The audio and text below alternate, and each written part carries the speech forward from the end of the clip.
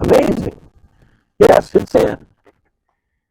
How did I put it in? Well, if you remember the other panels, the forward panels, right? You remember how we cut the patterns, covered the patterns and all that, and then installed them?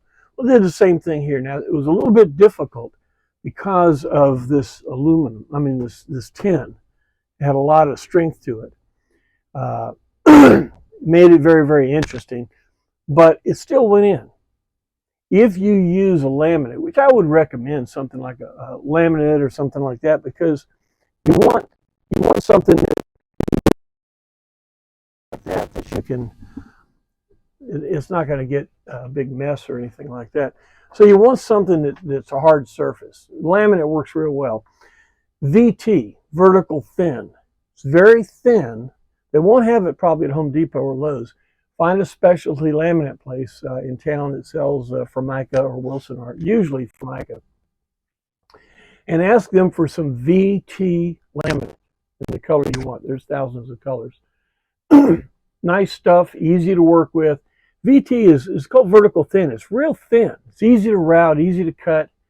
And you don't need, you're not going to be in there like a countertop in a house forever for 15 years. It can be the thinner stuff.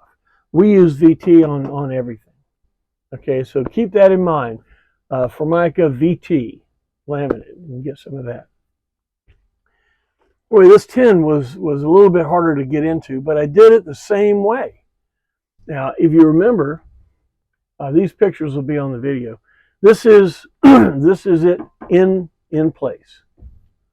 You see, that's in place before it was covered. Same as the front.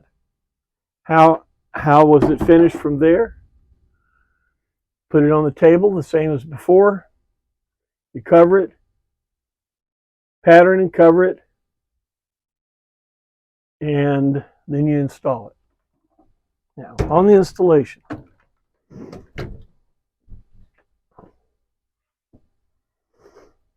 put this panel in first.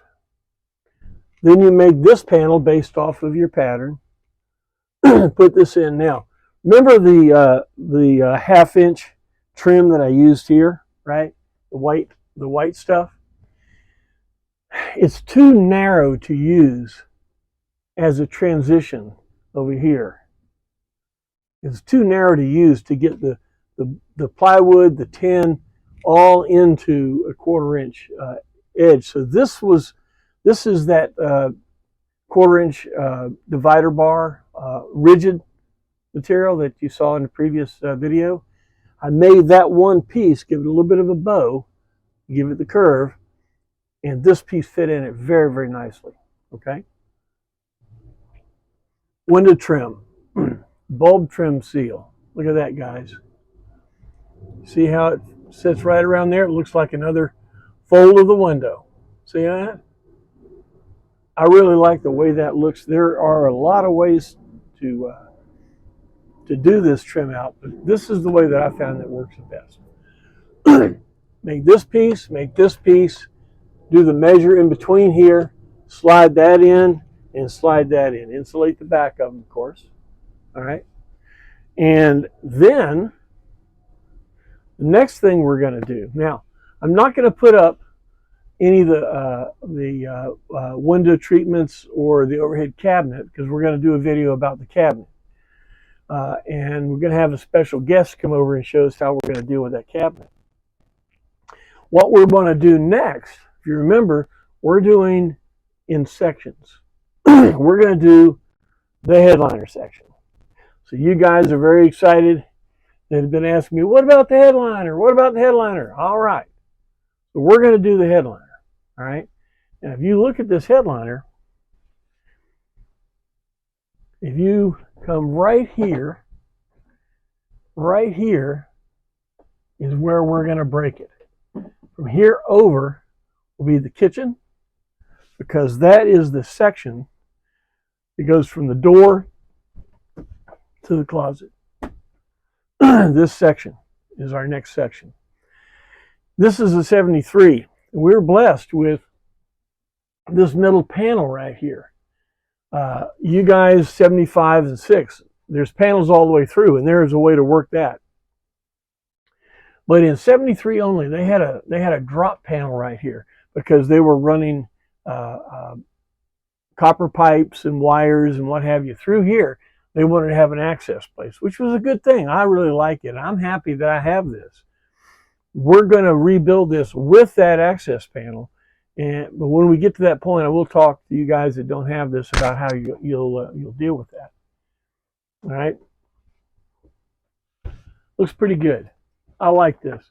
I've seen several people do this before, and I've always really liked the way it looked.